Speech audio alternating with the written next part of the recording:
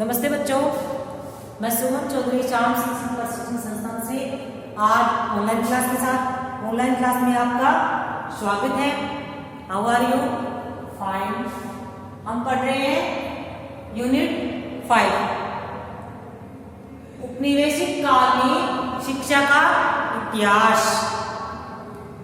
इसमें देखेंगे उपनिवेश काल में शिक्षा के इतिहास का परिचय करेंगे। हम पहले किसी भी व्यक्ति के बारे में हम पढ़ने उसका इतिहास जानेंगे तो सर्वप्रथम उस व्यक्ति के बारे में पहले से जानकारी हमें परिचय इंट्रोडक्शन देनी पहले, तब पता चलेगा कि क्या है, कौन है। पहले इसका करेंगे परिचय।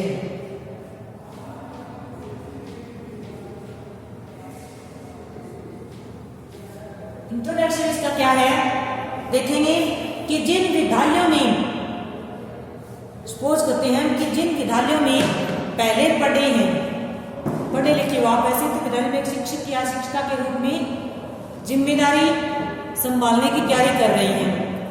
एक आप भावी अध्यापक बैठे हो, किसी भी स्कूल या विद्यालय में टीचर के रूप में जाओगे तो आप की जो भी जिम्मेदारी होगी वो जिम्मेदारी संभालने का आप प्रयास कर रहे हो। शुरुआत में कब होगी, कैसे होगी, ये एजुकेशन हर बच्चे के अंदर होती है। कैसे संभालेंगे अपनी जिम्मेदारी, कैसे पढ़ाना है, कैसे टीचिंग करवाना है, इस सवाल का जवाब हम आधुनिक शिक्षा के इतिहास की ओर रुख करना होगा, यानी इसमें जानना होगा, जानकारी लेनी होगी।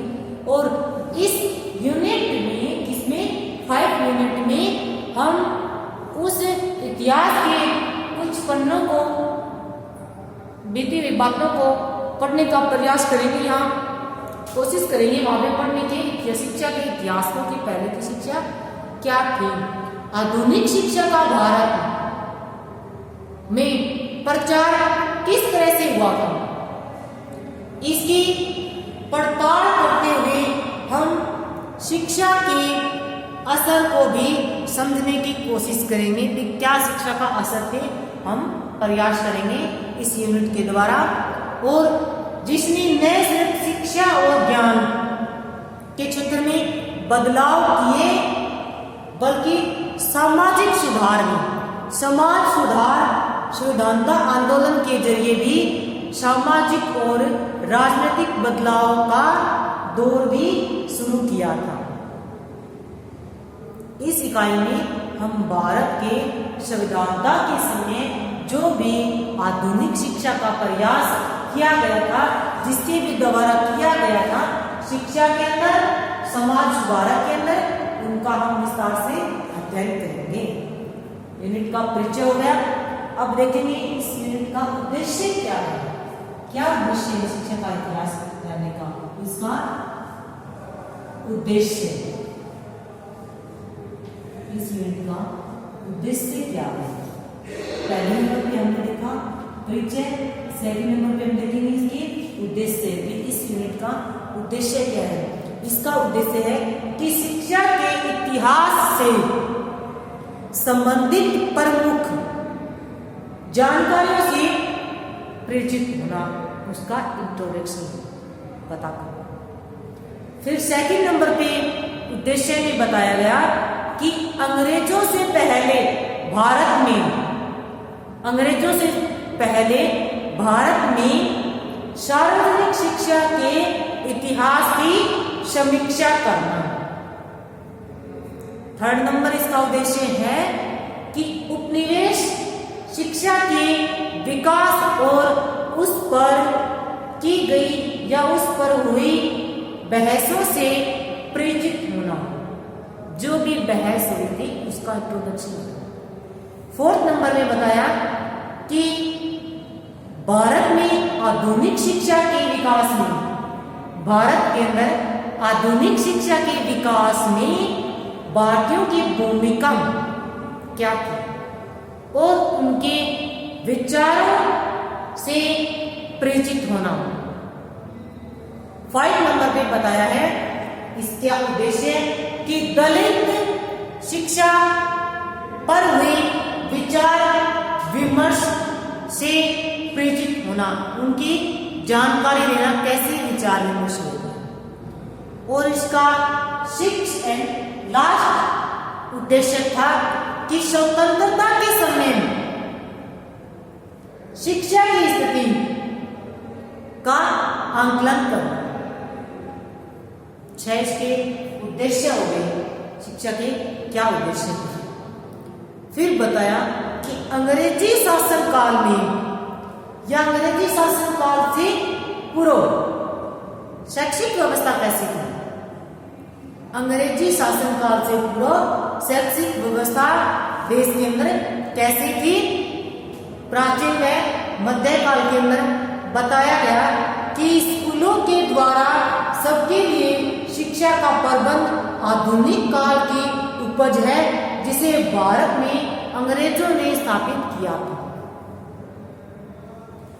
और मध्यकाल में परिस्थितियां बदल रही थी और अनेक निम्न माने जाने वाली जातियां शक्तिशाली शासकों के रूप में उभरती आई।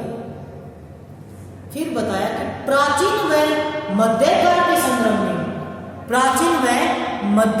के संदर्भ में शिक्षा से जुड़ी अनेक कहानियां आपने सुनी होगी।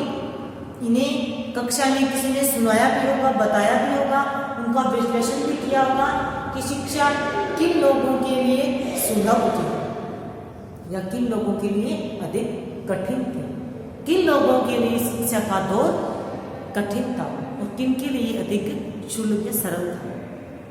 मध्यकाल तक शिक्षा समुदाय और परिवार का मसला थी। आगे किस तरह से राजकीय सहायता, समर्थन और हस्तक्षेप के बगैर समाज में शिक्षा का प्रबंध होता था। उस काल में शिक्षा उस तरह आम जन में सुलभ नहीं थी। क्या देखा हमने कि पूर्व देश में शिक्षा कैसी थी अंग्रेजी शासन काल से पूर्व देश के अंदर। अब देखेंगे आधुनिक शिक्षा का प्रचार कैसे हुआ था। आधुनिक शिक्षा का प्रचार थर्ड पॉइंट पे देखेंगे प्रीवियस काल में भारत शिक्षा के इतिहास के अंदर की आधुनिक शिक्षा का प्रसार। पहले उद्देश्य देखेंगे किस उद्देश्य से शिक्षा थी। शिक्षा का उद्देश्य क्या था, वे क्या करना है समाज के अंदर, देश के अंदर, क्या मतलब है। फिर देखते हैं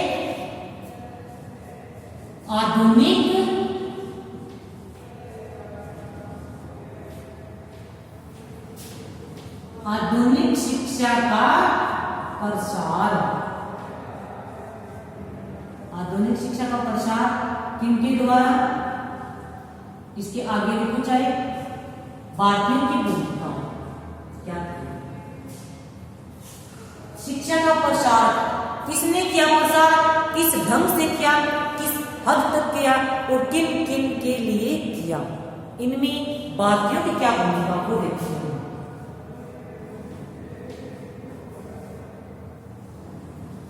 भारतीयों की भूमिका,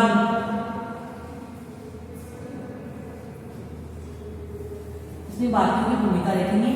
आधुनिक शिक्षा प्रसार, आधुनिक शिक्षा की उनका प्रसार एक भारतीयों ने कैसे किया था, किस ढंग से किया था, यह देखेंगे। पिछले अंश में हमने देखा था अंग्रेजी शासन में क्या हुआ था कि भारत में पारंपरिक ज्ञान को, भारत के अंदर पारंपरिक ज्ञान को संरक्षण देने के साथ साथ सार्वजनिक शिक्षा के क्षेत्र में अंग्रेजी भाषा के माध्यम से या अंग्रेजी भाषा भी उसके माध्यम से पाश्चात्य ज्ञान और विज्ञान पर जोर देगा। इस नीति के बनने में कई भारतीयों की भी भूमिका थी।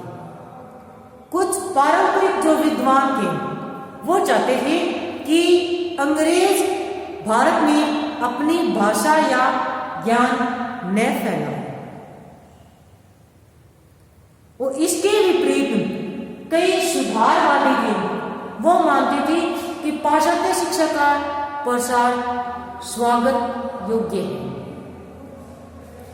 क्योंकि इससे भारत में आधुनिक विचार फैलेगा और समाज सुधारक को भी बल देगा। ये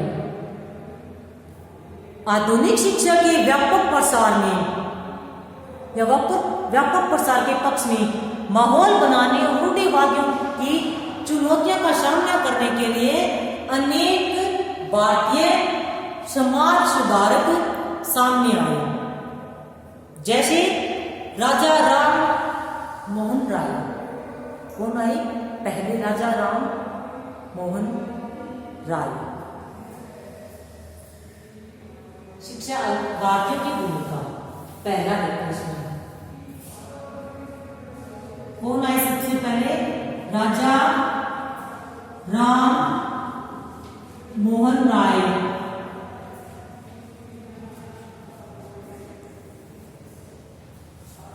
राजा राम मोहन राय आए थे सबसे पहले, और इनका शिक्षा के क्षेत्र में क्या योगदान था हम देखेंगे कि राजा राम मोहन राय, इनका जन्म कब हुआ?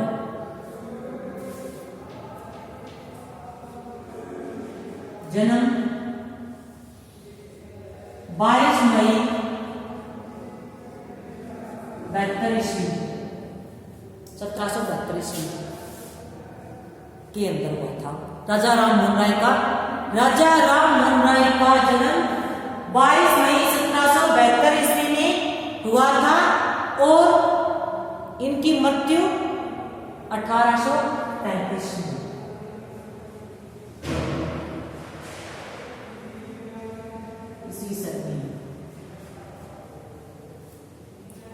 इनका कार्यकाल क्या था देखेंगे कि राजा राम मोहन राय की शिक्षा के प्रति एक विशेष प्रकार की रुचि थी। अरबी, फारसी, संस्कृत समेत 6 भाषाओं के ये ज्ञाता थे। कितनी भाषाओं के ज्ञाता थे ये? 6 भाषाओं के ज्ञाता थे ये।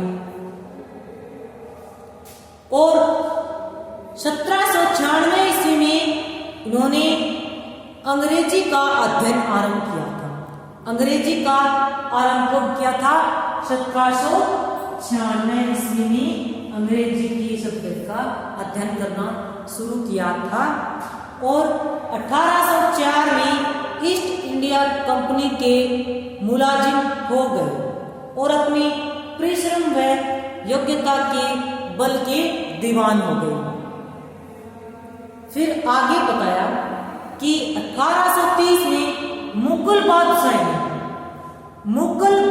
ने उन्हें इंग्लैंड में अपना राजदूत नियुक्त किया था। कौन सी सन में? 1830 में। 1830 के अंदर इंग्लैंड में राजा राम मोहन राय को एक राजदूत के रूप में नियुक्त किया गया था। लगभग 10 वर्ष की नौकरी करने के बाद उन्होंने सेवानिवृत्ति ले ली थी और अपना सारा समय समाज को अर्पण कर दिया था। अपना सारा जीवन और सारा कारोबार समाज के सुधार के लिए, समाज के बारे में उन्होंने लगा दिया था और नौकरी के बाद उन्होंने सेवानिवृत्ति थी। कौन सी सन में? 1814 के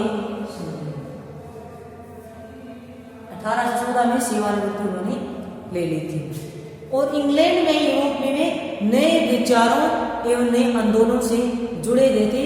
वहां के एकेश्वरवाद, तार्किकता, मानवतावाद, स्वतंत्रतावाद और महिलाओं के अधिकार आदि विषयों के एक मुख्य प्रवक्ता बने थे राजा राम मोहन राय। और फिर देखेंगे शिक्षा के क्षेत्र में कार्य क्या कार्य है। शिक्षा के क्षेत्र में राजा राम मोहन राय शिक्षा के क्षेत्र में महिलाओं के लिए सबसे आगे थे कि एक स्त्री के लिए शिक्षा कितनी जरूरी है। भारतीयों में से राजा राम मोहन ऐसे थे जिन्होंने पाश्चात्य विज्ञान, तर्कवाद, मानवतावाद आदि को भारतीय परंपरा में आत्मसात करने का प्रयास किया था। वे एक और संस्कृत एवं अरबी फारसी ग्रंथों के प्रकांड ज्ञाता थे। राजा राम मोहन राय ने सरकार से ये अनुरोध किया कि वह अपनी प्राच्य शिक्षा संबंधी परियोजना त्याग कर पाश्चात्य साहित्य और विज्ञान की शिक्षा दी। उन्होंने ये सरकार से अनुरोध किया कि मेरे को आगे ये करना। राजा राम मोहन राय के बारे में पढ़ा। इसका जन्म 22 मई 1842 में और इसकी मृत्यु 1835 ईस्वी में हुई थी। और सेकंड नंबर पे देखेंगे हम ज्योतिषीबा फुले। इसमें सेकंड नंबर देखेंगे हम राजा राम मोहन राय के बारे में शिक्षा में क्या कार्य थे, वो लोग देखेंगे क्या कार्य किए थे, किनसे अनुमति मांगी थी, कब कौन से सन में इन्होंने अपनी सेवानिवृत्ति ली थी। उसके बाद में देखेंगे ज्योतिबा फुले।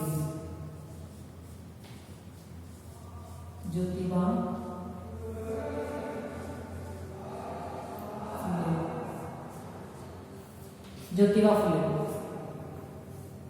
किसकी भारतीय की भूमिका के अंदर ज्योतिबा फुले। ज्योतिबा फुले का जन्म कब हुआ था? 11 अप्रैल 1827 में।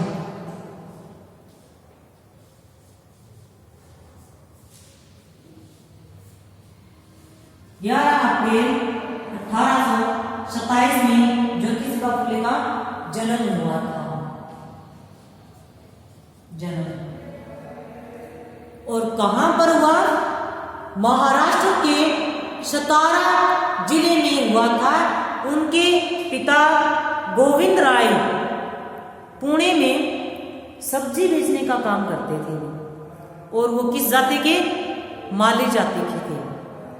जब ज्योतिषराव 7 वर्ष के हुए तो उनके पिता को उनकी शिक्षा की चिंता होने लगी थी।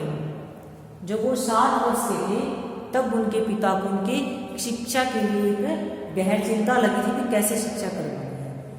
हालांकि वे स्वयं निरक्षर थे, वो स्वयं थे निरक्षर थे, किंतु उन्होंने अपने बेटे को पढ़ाने का निश्चय किया।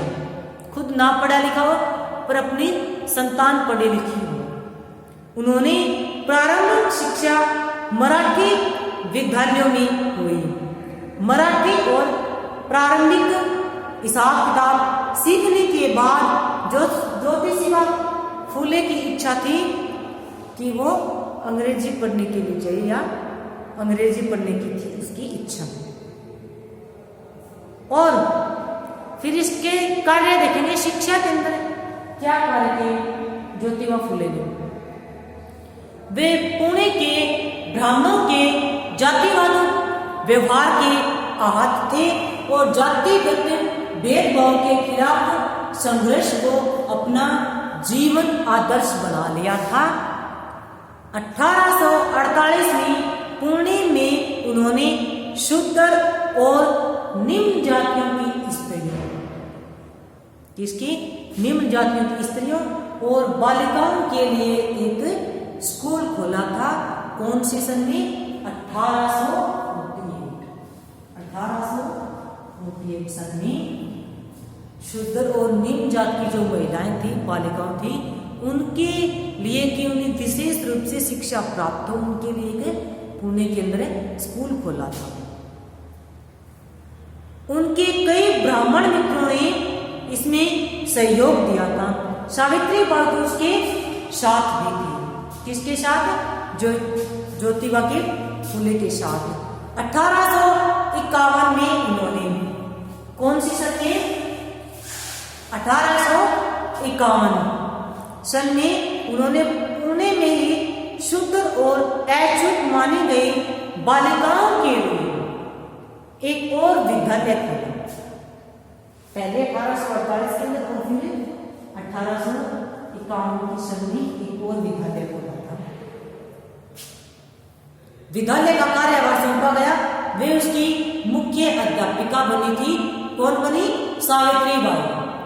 1851 ईस्वी सन में जो विद्यालय खोला गया था, कौन सी, शुद्ध और जो अशुद्ध बालिकाएं मानी जाती थी उनके लिए 1851 में। और उस विद्यालय की अध्यापिका कौन बनी, सावित्री बाई। फुले ने समता और न्याय, समानता के लिए और न्याय के लिए मूल्य रूप से 24 सितंबर 1873 को सत्यशोधक समाज की स्थापना की।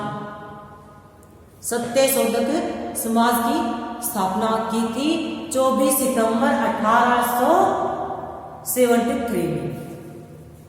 अब देखेंगे सावित्री बाई की स्कूल की अध्यापिका थी सावित्री बाई फुले।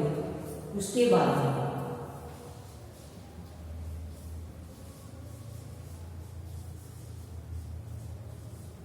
सावित्री बाई फुले, सावित्री बाई फुले, इन्होंने क्या किया था, और ये किसके स्कूल की अध्यापिका थी, ज्योतिबा फुले के एक विद्यालय की अध्यापिका थी सावित्री बाई। और सावित्री बाई का जन्म 3 जनवरी 1831 में हुआ था। 3 जनवरी 1831 ईस्वी सन में हुआ था। 3 जनवरी को उन्होंने भारत में ब्रिटिश शासन के दौरान भारतीय महिलाओं के अधिकार के लिए महत्वपूर्ण भूमिका निभाई थी सावित्री बाई फुले ने। और सावित्री बाई भारतीय व्यक्ति द्वारा संचालित प्रथम महिला विद्यालय की प्रथम शिक्षिका थी और उन्हें आधुनिक मराठी काव्य की विदुषी भी समझा जाता था। पुरुष प्रधान समाज में महिलाओं का बाहर निकलना अमान्य था। उस टाइम की बात है जब सावित्री बाई फुले एक विद्यालय के अंदर शिक्षिका थी। वहां के समय की बात बताई जा रही है कि वहां पे पुरुष प्रधान समाज था उस टाइम में, और वहां पे महिलाओं को शिक्षित भी करना या बाहर जाना या जॉब करना अनिवार्य नहीं था। और अपने आप में अत्यधिक चुनौतीपूर्ण कार्य था वो। ब्रिटिश टाइम समाज सुधारक या समाज